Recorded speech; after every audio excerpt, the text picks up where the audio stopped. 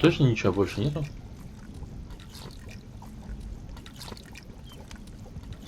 Ага, поговорить.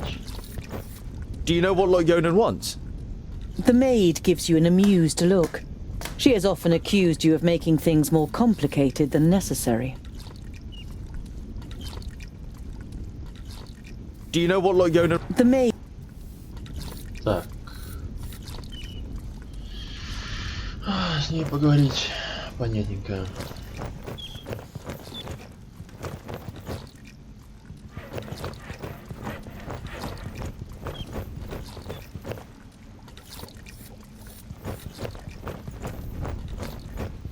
Там поговорили, сям поговорили.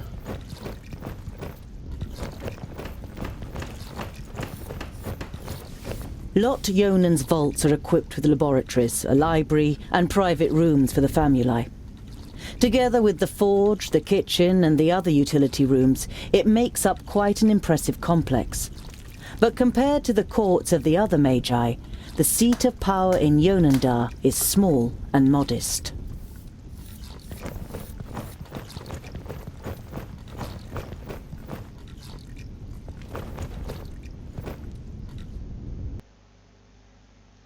Войти в кабинет.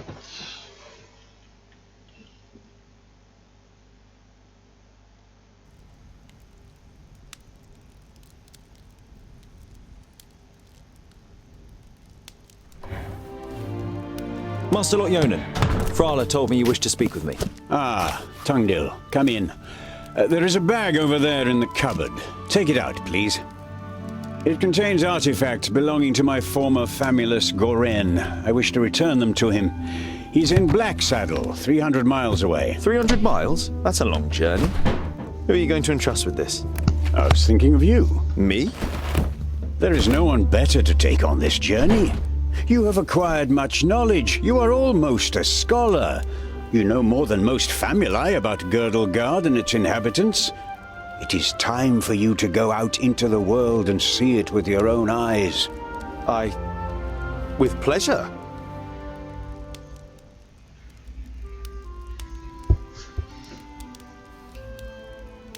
What's in the bag? Magical devices. You better leave the bag closed if you want to avoid any accidents. Dwarves don't really like magic, and magic doesn't like you either.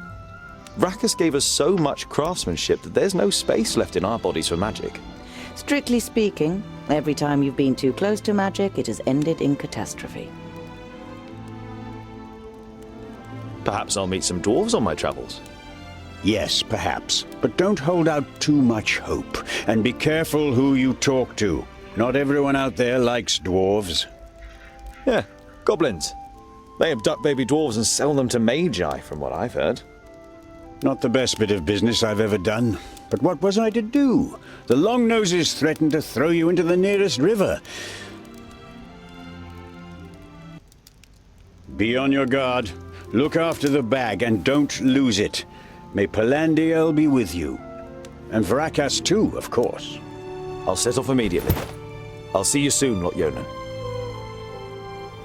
Подожди, какой там... Я хочу еще войти. It would be better to leave Lot Yonan to his work for now. You've already been given an assignment and you should leave as soon as possible. After all, you don't want him thinking you're homesick before you've even left. Ну ладно, вышли так вышли. Топор взяли. Все взяли, да? На 4 дня припасов есть. О, взглянуть на карту. Within a few moments you find Black Saddle on the map. It is southeast of Parista, a little more than halfway between the city of the Magus Nudin and Lot Yonan's vaults. You trace the path from the vaults to the mountain with your finger. It doesn't seem far on the map, but it will be the biggest journey of your life.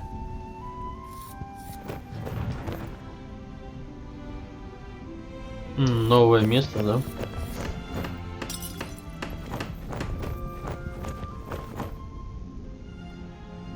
Just as you reach the door, your stomach rumbles. It's not even noon yet, and you think you're going to survive a 300-mile journey without provisions.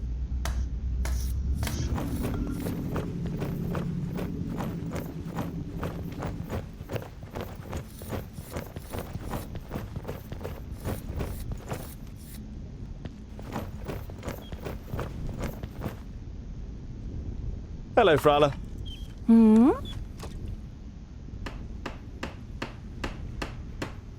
I need provisions for 300 miles. You're grinning from ear to ear. Finally, you've got the chance to see something of the world.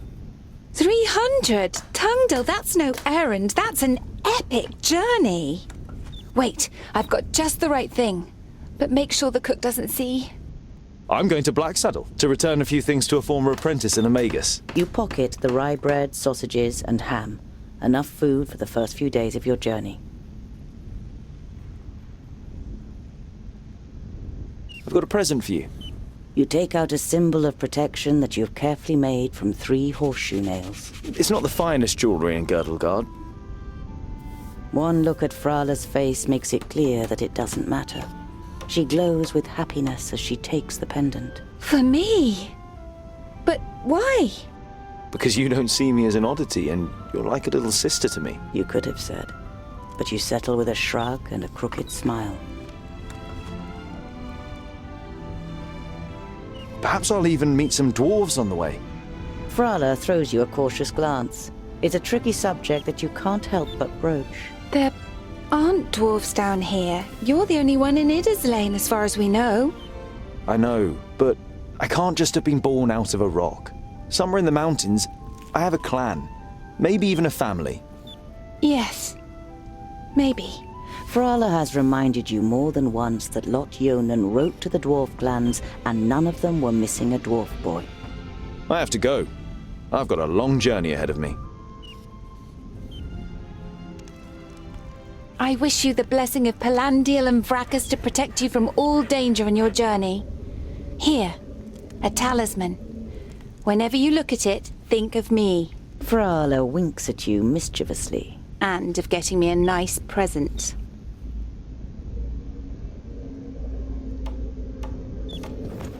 Добавленное снаряжение.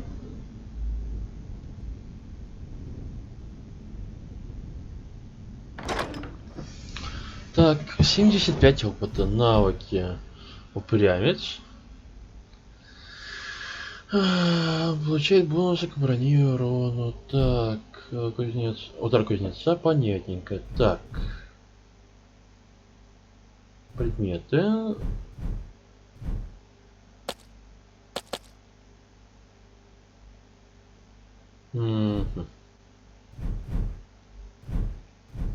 Навыки.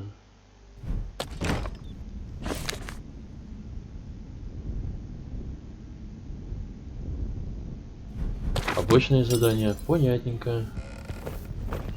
Теперь на 19 дней. Уж точно ухожу. Ну, точнее, я могу уйти на 19 дней.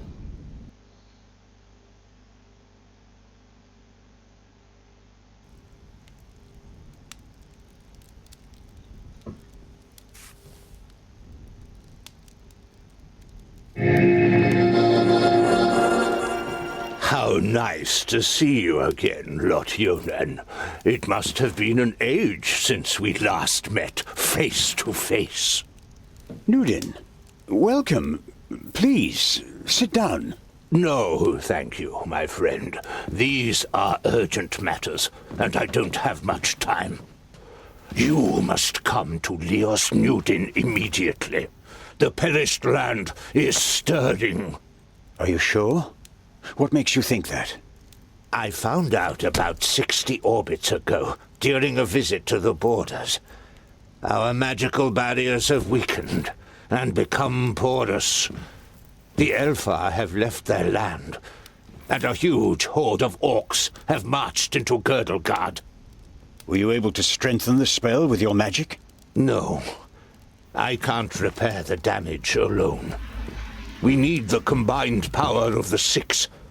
The other 4 are already on their way here, but we need your help too. I will set off for Parista without delay. Oh, and as you're coming, could you also take the opportunity to bring back the things that I lent to you? Of course. I have them already packed in a bag. Oh, thank you. We'll be expecting you.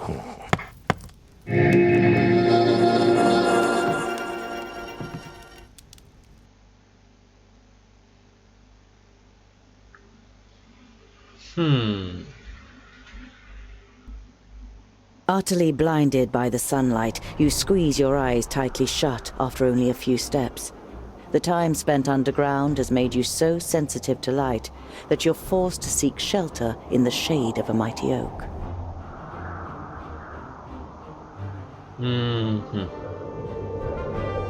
Прикольно. You reach a small lake by a birchwood.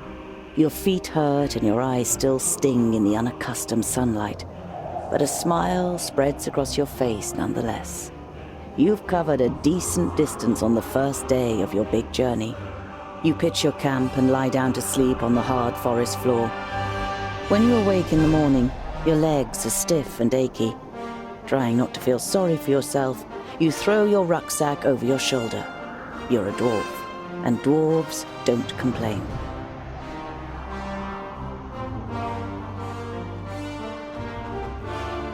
Around midday, with the sun high in the sky and the first beads of sweat appearing on your forehead, you see something move next to the road, a few hundred meters ahead. Some crows are pecking at something in the long grass.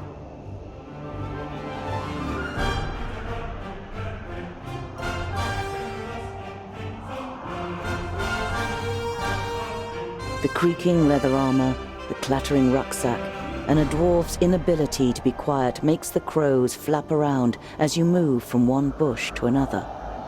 You give up trying to be stealthy, stand up straight, and see two human bodies in the flattened grass. Да.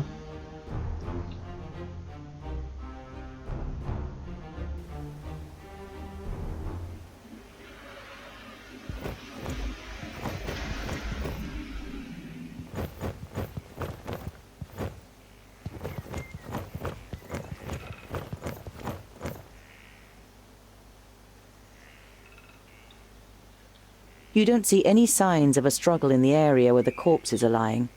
Were they stabbed by a companion? A stranger could hardly have crept up on them with such sparse cover.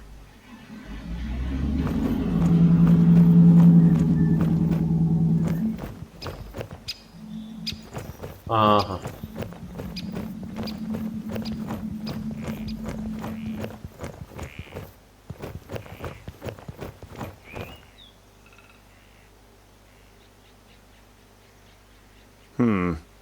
Nothing. A slender man lies in front of you, dressed in an expensive robe.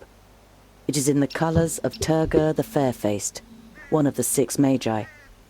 The dead man must be one of Turgur's famuli. You don't see any wounds.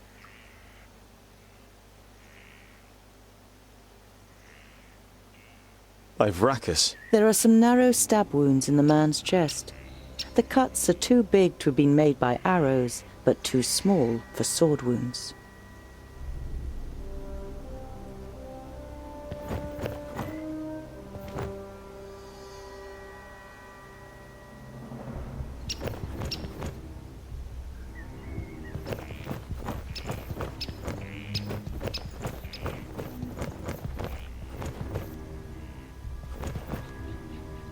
Nothing again. You halt.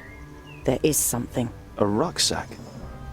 Did someone hide it in the bushes, or was it thrown in there? You open the rucksack and recognize that someone has already rummaged through it. As well as some implements and writing utensils, you find a pouch full of gold and a talisman. The gold is proof that this is not a case of robbery. Warmth and a feeling of security flush through your body as you touch the talisman. You feel safer just holding it in your hand. I'm taking you with me.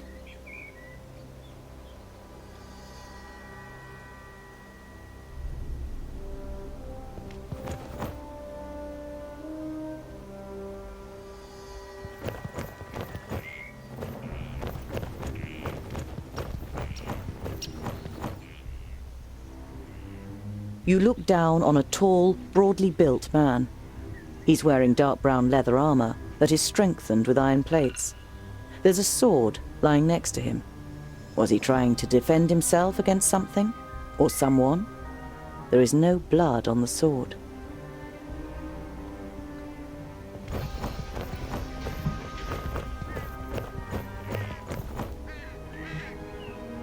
The man has the same incisions. It's clear that both men were killed by the same weapon. But what that weapon might be, you cannot say.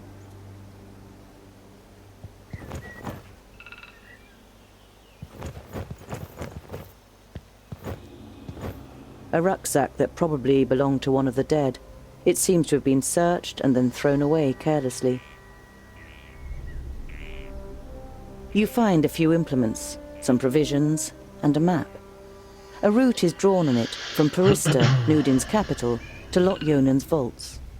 Does this mean that Turga the Fair-Faced is in Parista and wanted to send Lotyonen a message? And if so, why didn't he use magic? Did he want to contact him without anyone noticing?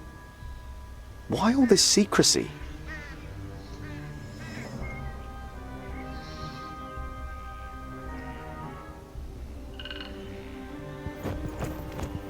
Ну, еда — это хорошо.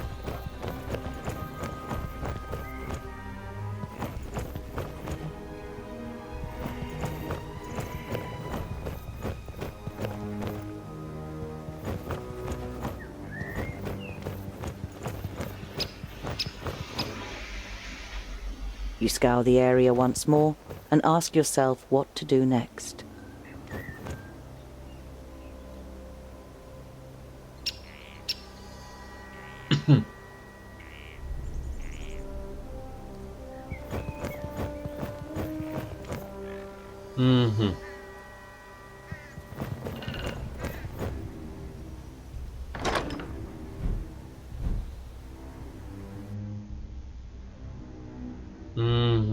Простой талисман, но при этом прикольный.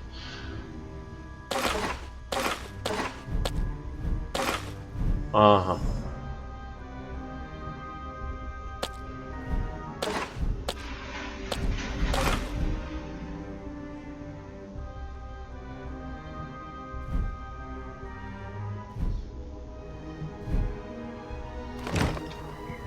Не то чтобы там что-то, да? Ладно.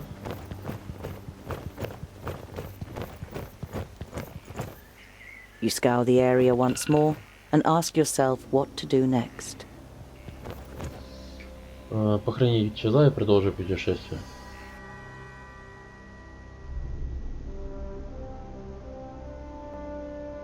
It's time-consuming and strenuous work digging shallow graves in the ground with a stick and covering the corpses with a few stones. But it should at least keep the crows from their feasting for a while. You continue on your way so as to put a few more miles between you and your grisly find before night falls.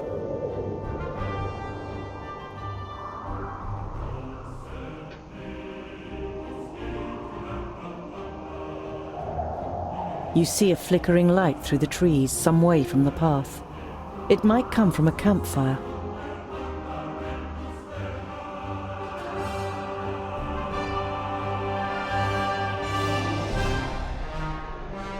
You walk towards the fire with confident strides until you finally make out 3 broad-shouldered men with axes.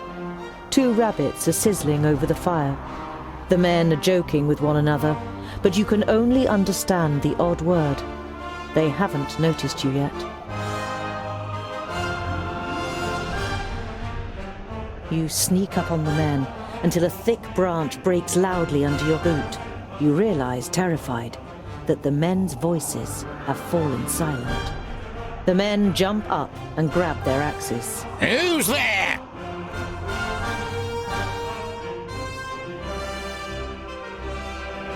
You step into the light of the fire, your hands raised in a conciliatory gesture. My name is Tungdil. I'm only...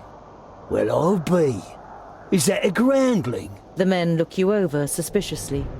What's a groundling doing creeping around here? Are you after our gold? I bet he was hoping to slit our throats once we fell asleep, subterranean scum.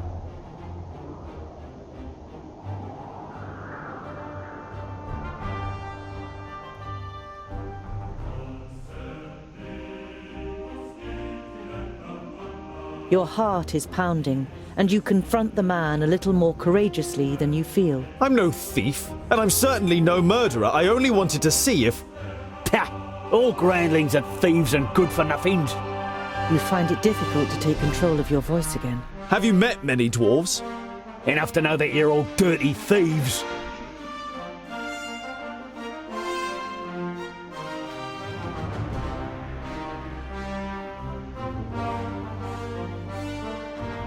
The next morning, visions of axes, faces full of hate, fists and heavy boots flicker through your befuddled mind. Your first attempt to move fails when pain shoots through every bone, every muscle, and every nerve in your body. It's a long time before you manage to sit up and tend to your wounds in the early sunlight. There's no trace of the woodcutters. They must have thrown you into the undergrowth near the campfire once they were finished with you.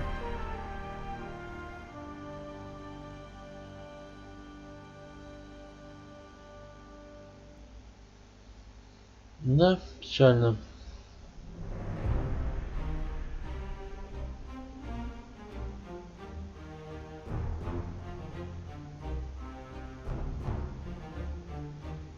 Гном-торговец. As the gable end of a small farmhouse and a barn appear from behind a hilltop, you hear the loud cries of children at play. A girl runs along the path laughing, followed by a small boy with a big stick in his hand. The boy is trying to catch up his sister with a determined look on his face, but is finding it difficult to keep his short legs under control on the uneven path.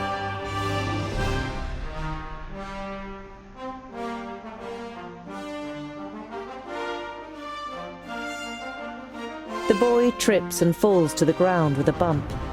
Before the girl can reach him to help, he picks himself up and grabs the stick to continue the chase.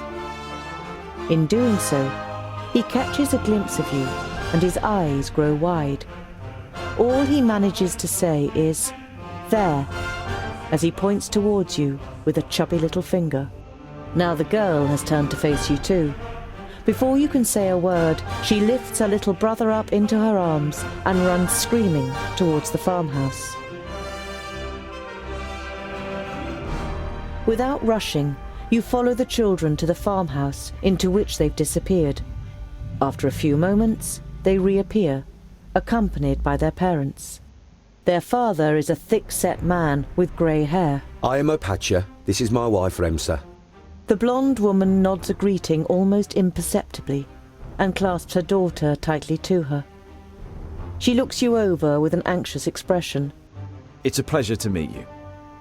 My name is Tungdil. You try to make your voice sound as harmless as possible.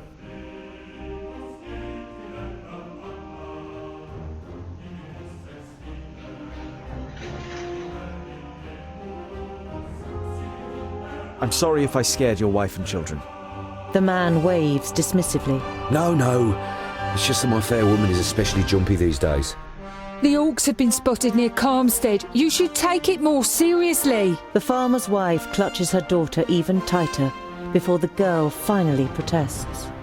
The boy steps forward excitedly and cuts the air with his stick. If strangers come, we're supposed to run away, but I can hit them too. Opatia pats his son on the head, laughing. We're safe. The orcs have no reason to come so far north.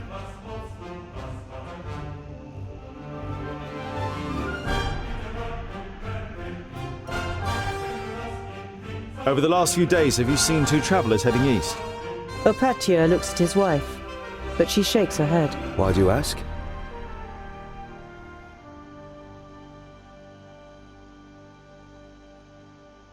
I found them.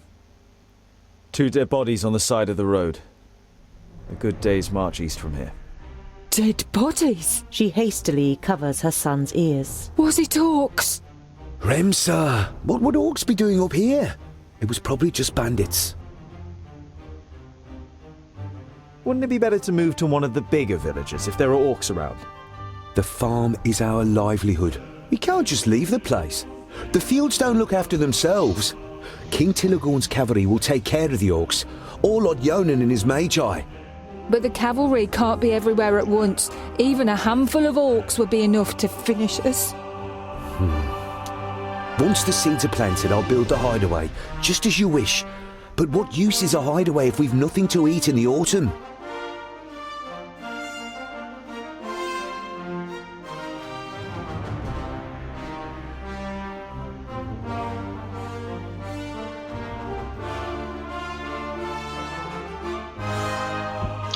А тут вопрос такой. Либо урожай.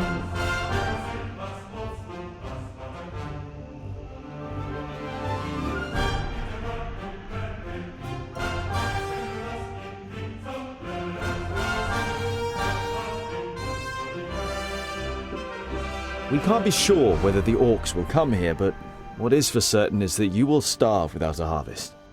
That's exactly what I said. Opatia lays a hand on his wife's shoulder. Don't worry, I'll build a hideaway as soon as everything else is taken care of.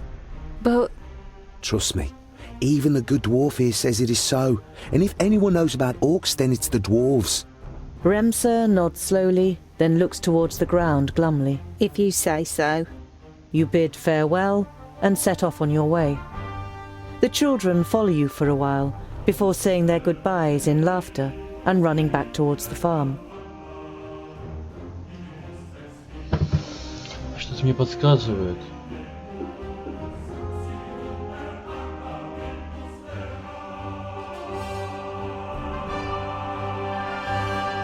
Homestead. Назад сделаю один ход.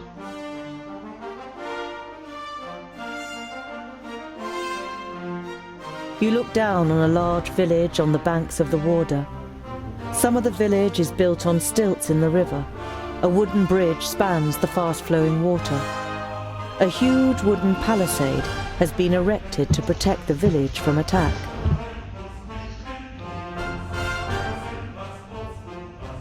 The guards on the palisade are watching you.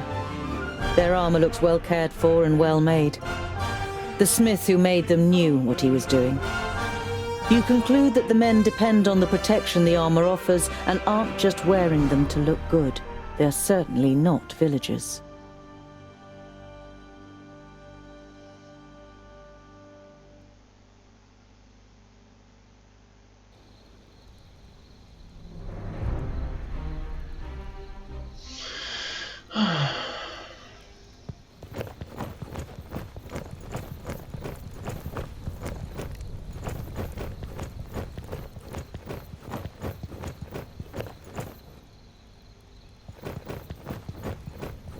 You have spent the last nights under bushes on the hard, cold ground. You are yearning for a good meal and a real bed. You have spent the last nights under bushes on the hard, cold ground. You are yearning for a good meal and a real bed.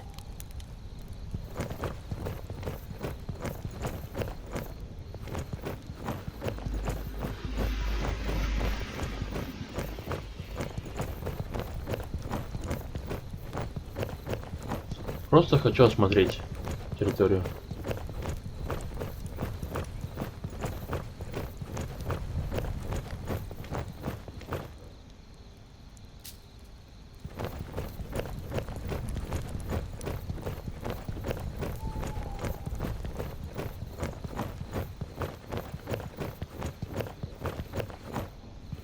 The double gate is made of strong planks. Sturdy, but still much less solid than the fixed parts of the palisade.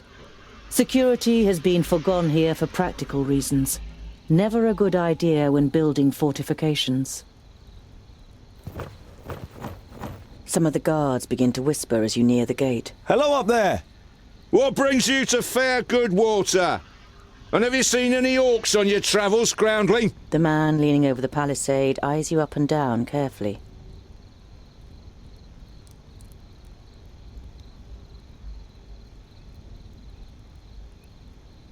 Good water.